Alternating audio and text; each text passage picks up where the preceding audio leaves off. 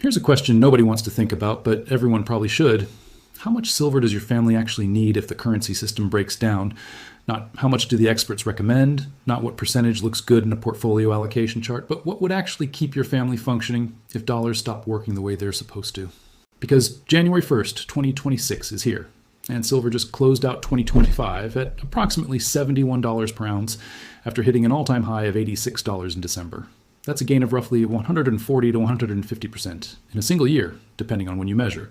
The strongest performance since 1979. And we're not talking about speculation or hype. We're talking about structural deficits, supply constraints, and a financial system showing cracks that are getting harder to ignore. So let's get specific, not theoretical, not percentages of net worth or diversification ratios. Let's talk about ounces, real physical ounces that you can hold. Because when we dig into the actual math of what a family needs to survive a currency crisis, the numbers are going to surprise you. And honestly, they might make you uncomfortable. But here's the thing, discomfort now is better than desperation later. So let me show you exactly how much silver a family really needs, how to calculate it for your specific situation, what history tells us about currency collapses, and why the answer is almost never what people expect. Let's start with the uncomfortable truth. Most families preparing for a financial crisis are dramatically underpositioned, not because they don't understand the concept, because they're thinking in terms of insurance when they should be thinking in terms of replacement. Here's what I mean. When most people buy silver for crisis preparation, they're treating it like insurance. 5% of their portfolio, 10% maybe, a few hundred ounces. Some coins tucked away. They feel prepared because they have exposure, but insurance protects against loss. What we're talking about isn't loss, it's replacement. If the currency system breaks down, you're not hedging against your dollars losing value. You're replacing your dollars as a medium of exchange, and that changes everything. Because the question isn't, how much silver do I need to protect my wealth? The question is, how much silver do I need to function as money? Now, before we go further, let me be clear about something. This is educational analysis based on historical patterns and current data. This is not financial advice. I'm not telling you what to do with your money. I'm showing you how to think through a scenario that, while uncomfortable to consider, has happened repeatedly throughout history. So let's look at what history actually shows us. Because currency crises aren't theoretical. They're documented, measurable, and they follow patterns. Germany, 1923. The mark collapsed. Hyperinflation destroyed savings. But people with physical assets, including silver, could still trade for food, shelter, essentials. Those holding paper currency saw their life savings become worthless in months. Zimbabwe, 2008. The Zimbabwe dollar experienced inflation so extreme that prices doubled daily. The government eventually abandoned the currency entirely. People holding US dollars or precious metals maintained purchasing power. Everyone else was wiped out. Venezuela, 2016 to present. The Bolivar lost 99.9% of its value. ATMs limited withdrawals to amounts that wouldn't buy a loaf of bread. But underground markets accepting gold and silver continued functioning. Those with hard assets survived. Those without didn't. And here's the pattern that appears in every single case. Currency collapse doesn't happen overnight like a light switch. It's a process, usually taking months, sometimes years. And during that process, there's a transition period where the old currency still exists, but loses purchasing power rapidly. It's during this transition period that physical silver becomes critical, not as an investment, as money. Now let's talk about your family specifically, because the amount of silver you need depends entirely on one calculation. What are your monthly expenses? According to data from the Bureau of Labor Statistics, the average American household spends about $6,440 per month. That's $77,280 per year. For a family of 4, it's closer to $8,600 per month. But let's break that down, because not all spending is essential. Housing, food, utilities, basic transportation, healthcare, these are necessities. Entertainment, subscriptions, dining out, luxury purchases, these are discretionary. In a currency crisis, you're not maintaining your lifestyle, you're maintaining survival. So let's use a more conservative number.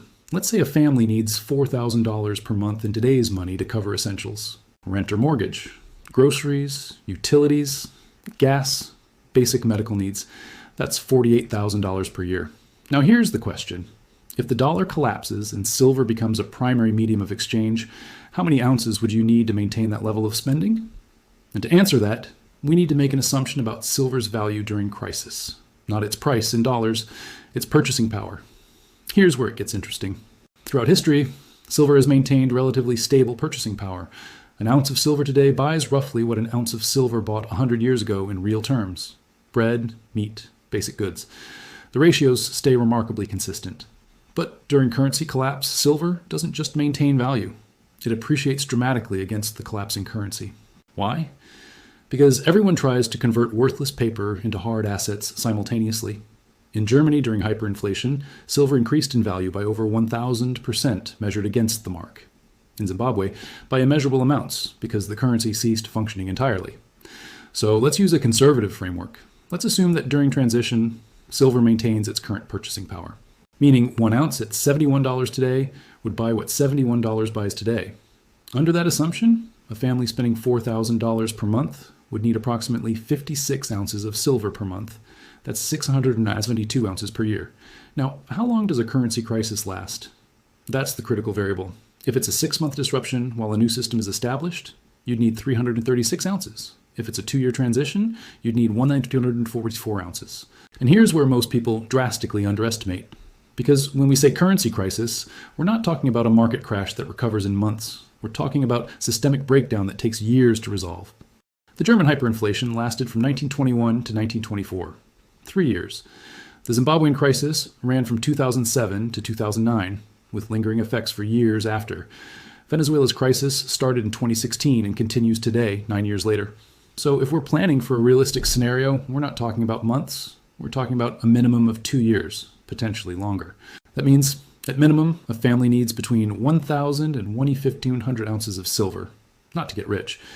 Just to maintain basic standard of living during transition, let me put that in perspective. At current prices, around $71 per ounce, 1,000 ounces costs $71,000. 1,500 ounces costs $106,500. For most families, that's a massive allocation, way beyond the 5 or 10% portfolio diversification that typical advice suggests. And that's exactly the point. Because typical advice isn't designed for crisis. It's designed for market volatility. What we're talking about here is different. We're talking about the dollar ceasing to function as reliable money. Now, before you panic or dismiss this as extreme, let's add some nuance. Because there are multiple variables that affect this calculation dramatically. First, not all spending would continue. In a true crisis, mortgage payments might be suspended, paused, or renegotiated. Property taxes might be deferred. Many normal expenses simply wouldn't exist in the same form. Second, other assets would also have value. A family with food storage, useful skills, land, tools. These reduce the amount of silver needed because you're not buying everything, you're supplementing. Third, silver wouldn't be the only medium of exchange. Even during hyperinflation, multiple forms of money exist simultaneously. Barter, foreign currency if accessible, even the devalued local currency for small transactions.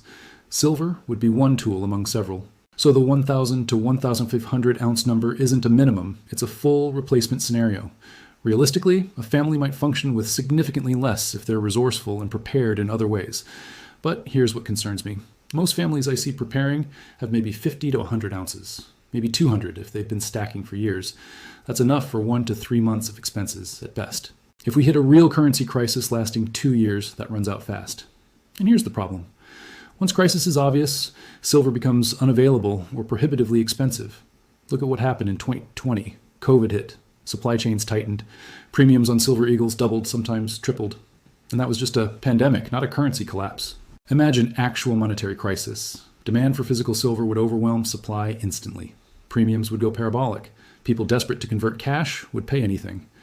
So the window to acquire what you need is before crisis, when prices are still reasonable and supply is available. Once transition begins, it's too late.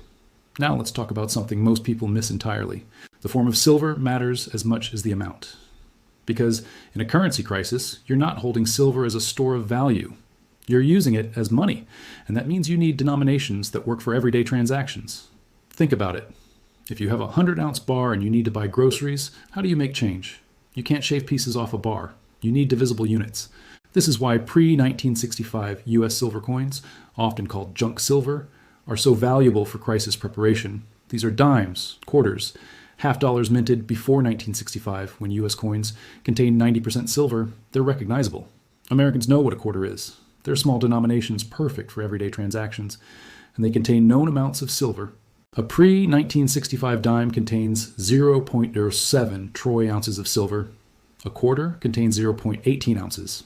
A half dollar contains 0.36 ounces.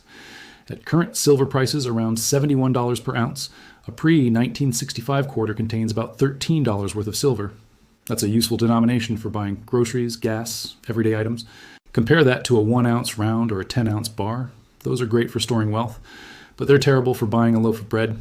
So smart allocation isn't just about total ounces. It's about having the right mix, some large bars for wealth preservation, but mostly smaller denominations for actual use. A practical framework might look like this. For a family targeting 1,000 ounces total, you might want 70% in junk silver for transactions, 20% in 1-ounce rounds for mid-sized purchases, and 10% in larger bars for wealth storage. That gives you flexibility. You can spend small amounts without breaking larger holdings. You can make change. You can actually function in a barter economy. And here's something else to consider. Recognizability matters. In a crisis, nobody wants to waste time testing silver purity.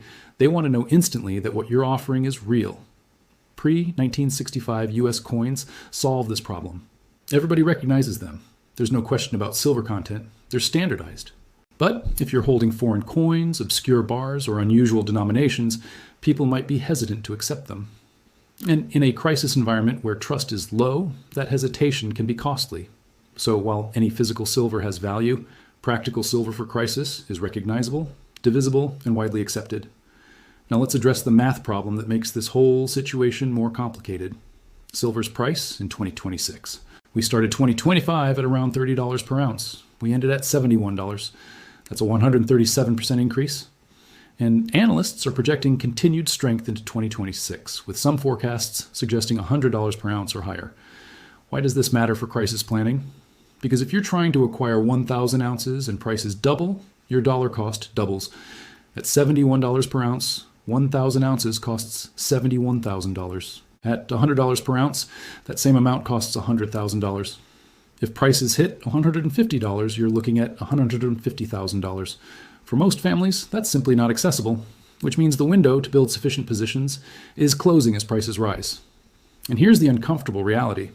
The people who will be able to afford silver during crisis are those who bought it before crisis. Everyone else gets priced out. This is the wealth transfer mechanism that happens in every currency collapse. Those who prepared early preserve purchasing power. Those who waited lose everything. It's not fair, it's not equal, but it's the pattern. And knowing the pattern doesn't change it. Only acting on the pattern protects you. So if you're looking at these numbers and thinking, I can't afford 1,000 ounces, the question becomes, what can you afford? Because 100 ounces is better than 0 ounces. 500 ounces is better than 100. This isn't all or nothing. It's about building position over time while prices are still reasonable and supply exists. And here's what's happening right now that should get everyone's attention. While major mints haven't completely suspended production, supply has been tight throughout 2025. The demand surge pushed prices to all-time highs, and delivery times extended significantly at various points during the year. This is during relatively normal conditions compared to actual crisis. Imagine true monetary breakdown. The physical silver market is tiny compared to paper markets. Total above-ground silver in investable forms is estimated at around 2.5 billion ounces globally. If even 1% of U.S. households tried to acquire 1,000 ounces each, that's demand for 1.3 billion ounces, more than half of available supply. The math doesn't work, which means when crisis becomes obvious, supply disappears, premiums explode, and price becomes irrelevant because you simply can't buy physical silver at any price. We saw glimpses of this in 2020, 2011, and during other stress periods. But those were temporary squeezes. A real monetary crisis would be magnitude larger. So the calculation isn't just how much do I need, it's can I actually acquire that amount before everyone else tries to? And the answer right now is yes, but the window is narrowing. Now let's talk about something that makes people uncomfortable, the cost-benefit analysis of being wrong. Because there are two ways to be wrong about currency crisis. You can prepare and crisis doesn't happen, or you don't prepare and crisis does happen. If you buy 1,000 ounces of silver at $71 per ounce, you've spent $71,000. If crisis never happens, you still own 1,000 ounces of silver. It might go up, might go down, but you have a tangible asset. Contrast that with the other scenario. You don't buy silver. Crisis happens. Your savings become worthless. Your income stops having value. And you have no way to buy food, shelter, essentials. Which mistake do you want to risk? This is why even skeptics who don't believe crisis is likely should still consider basic preparation. Because the downside of being wrong about crisis is infinitely worse than the downside of being wrong about no crisis. You can recover from over-preparation. You cannot recover from under-preparation. And here's what history shows. The people who survived currency collapses weren't the optimists who thought everything would work out. They were the realists who prepared anyway. During the Weimar hyperinflation, families who had converted savings into hard assets before collapse maintained their standard of living.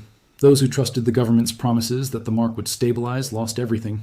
In Zimbabwe, people who accumulated US dollars and precious metals early survived. Those who believed government assurances watched their life savings evaporate. The pattern is consistent, and the pattern says the time to prepare is before crisis is obvious, not after. So how does a normal family actually implement this? Because we're talking about significant resources. First, understand this isn't an all-at-once decision. You build position over time. Maybe you allocate $500 per month to silver, maybe $1,000, whatever fits your budget. At $71 per ounce, $500 per month buys about 7 ounces. That's 84 ounces per year. In 2 years, you'd have 168 ounces. Not enough for full replacement, but significantly better than nothing. Some families can accelerate this by liquidating other assets, selling stocks, cashing out savings, redirecting money from other investments. The question is always priority. What matters more in crisis? Second, focus on the right forms. Prioritize junk silver in small denominations. Build your transaction capacity first, then add larger bars for wealth storage. Third, secure storage. This cannot be in a bank safety deposit box. Banks can close. Accounts can be frozen. In Cyprus, 2013, bank depositors lost access to their funds for weeks. Safety deposit boxes were inaccessible. Physical silver needs to be in your possession, or in secure private storage you control completely.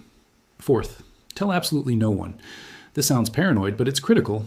In a currency crisis, people get desperate, and desperate people do desperate things. The last thing you want is neighbors, coworkers, or extended family knowing you have significant silver holdings. Operational security isn't optional, it's survival. Now let's address the question everyone asks. Won't the government just confiscate precious metals? This fear comes from Executive Order 6102 in 1933, when FDR ordered Americans to turn in gold. The government paid $20.67 per ounce, then immediately revalued gold to $35 per ounce. Americans who complied missed out on a 69% gain in gold's official value. Could this happen again?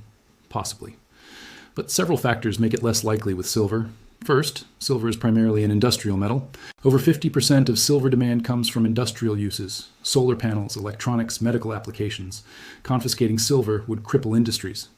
Second, gold confiscation in 1933 happened because the dollar was defined as a weight of gold. The government needed gold to back currency. Today's fiat currency has no commodity backing. There's no monetary reason to confiscate silver. Third, enforcement would be nearly impossible. In 1933, most gold was held in large bars at banks. Today, silver is distributed among millions of individual holders in small denominations. How would government track and confiscate junk silver? So, while confiscation can't be ruled out entirely, it's much less practical with silver than it was with gold in 1933. The bigger risk isn't confiscation, it's taxation. Governments desperate for revenue during crisis could impose heavy taxes on precious metals transactions, sales, or holdings. This is another reason to acquire silver now, while tax treatment is reasonable, rather than waiting until crisis, when tax policy might be punitive. Let me show you something that puts all of this in perspective. A historical calculation that will make the numbers real. In 1965, minimum wage was $1.25 per hour.